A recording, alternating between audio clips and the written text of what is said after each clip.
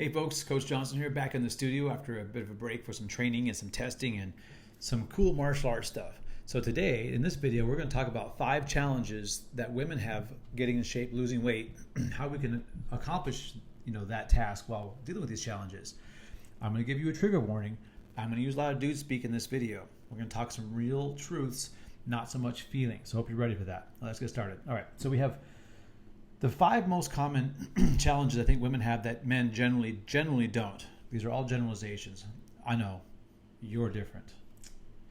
Number 1, so one of the biggest challenges between women losing weight and men losing weight is the amount of lean tissue, the amount of muscle mass that the two different sexes have. So most people are aware that muscle tissue is more dense, so it weighs more per the same volume. It also requires more calories to maintain. So if you have 100 pounds of muscle versus 100 pounds of body fat, the muscle metabolically is going to be more expensive. It's going to take more calories just to keep that tissue rejuvenated and fresh, and etc. So the lack of muscle mass in women compared to a man of equivalent size is a big deal. It's a significant factor, which leads me to the understanding that if you want to maximize your weight loss and your aesthetics, you need to do some kind of resistance training. And we talked about this in other videos. And this is true for men too. Men just have the advantage of putting on muscle easier, not easy, easier. And it's a little easier for men to maintain it, generally speaking. So number 1, more muscle mass for men makes it easier for them to lose weight. Less muscle mass for women makes it a little more challenging. Sort of not impossible, just more challenging. All right, step number 2 is a very common obstacle put up there, and this is the monthly cycle women have, and some of them go through a lot of water retention or bloating. It's a few days, it's not weeks.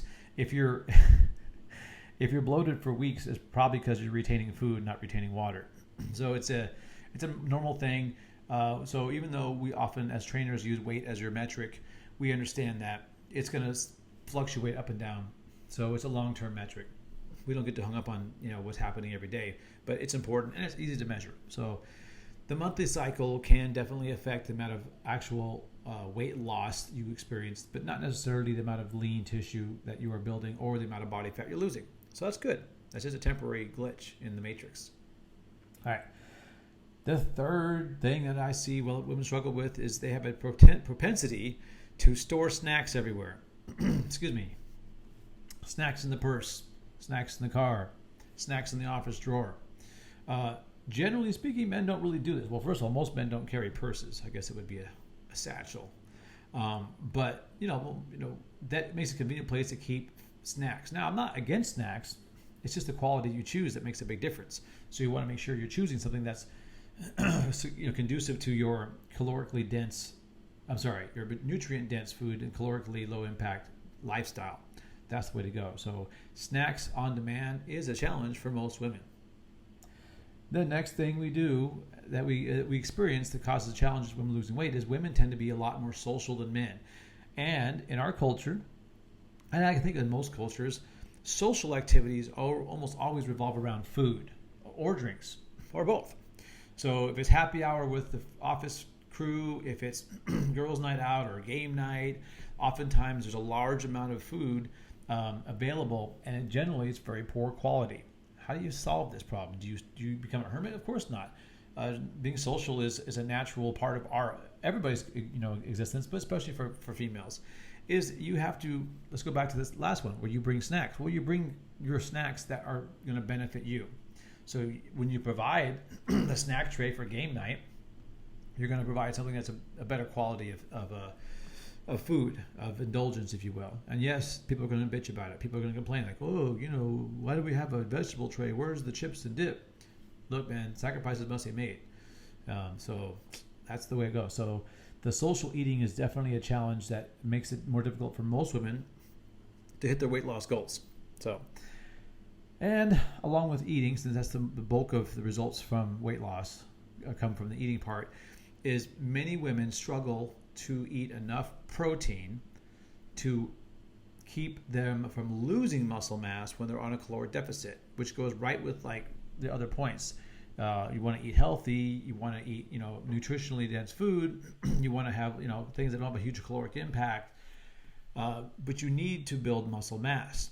Or at the very minimum, you want to maintain it as best as you can when you're in a caloric deficit. Because if you cut calories, which is the only way you're going to lose weight, don't drastically cut it, but you have to have a caloric deficit. If you do not eat enough protein, there's a very good chance that a large amount of the weight you lose will be your lean tissue. And that does two things that are very negative. One is it makes you aesthetically less pleasing because you're what we call skinny fat, or maybe you're smaller but you're flabbier, less tone, less actual shape in your shoulders and your legs. And two, when you reduce the muscle mass, you then reduce your metabolic rate, which makes it even harder to lose weight the next time you want to try it. So let's be real. If you want to lose weight, it's not that complicated. Didn't say it was easy. It's a very simple process.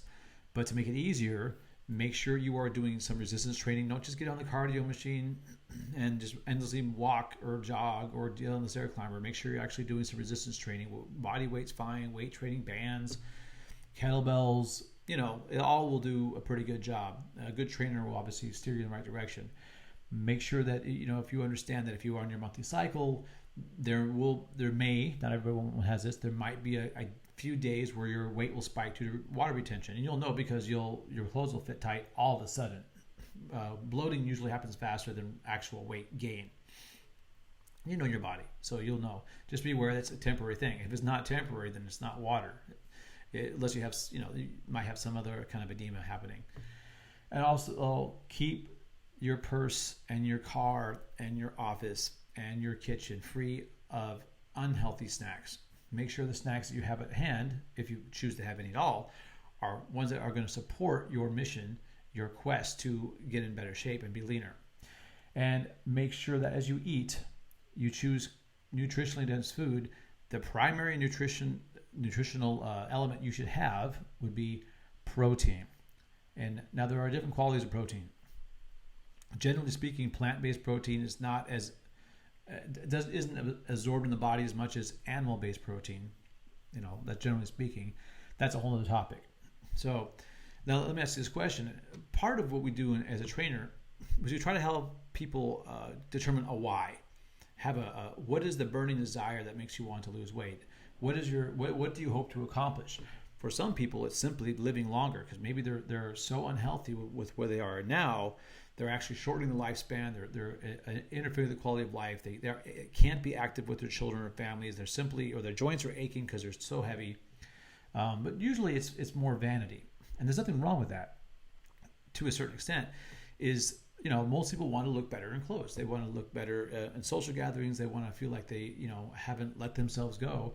And you have to understand that there's a lot of biology with this. So if you're a female, which is this video is about, if you are single and you want to find a guy, I'm assuming heteronormative, we're not going to get into the 15 other genders and things like that, and that's a different topic, is the primary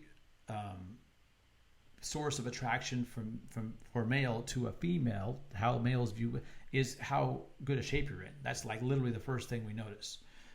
And you can be upset and you can stomp your feet and you can blame it, but it's just biology. It's hundreds and thousands and millions of years of evolutionary biology that does this, So can you override it by making the boogeyman the culture? You can. It's not going to change the truth. The truth is the truth. Again, I warned you, this is going to be an uncomfortable truth for some people. So if you are single or you are a female who wants their spouse to feel attraction, more physical attraction to them, this is a big deal. Your physical fitness is a huge component of male to female attraction. Yeah. So again, good, bad, or ugly, it is what it is. So if your motivation is to save your life, to live longer, maybe get free of disease, maybe you have diabetes, you don't want to do the insulin injections, then fantastic. Whatever your why is, make sure you keep that in the front of your mind so that you can, when you're having a moment of weakness, you remember what it is that got you started in this journey in the first place. Okay, so that's a big deal. Secondly, have a plan. If you just try to wing it, I can tell you, many of our clients, they'll come with us and they'll get great results for the 4, 6, 12 weeks, whatever they'll work with us.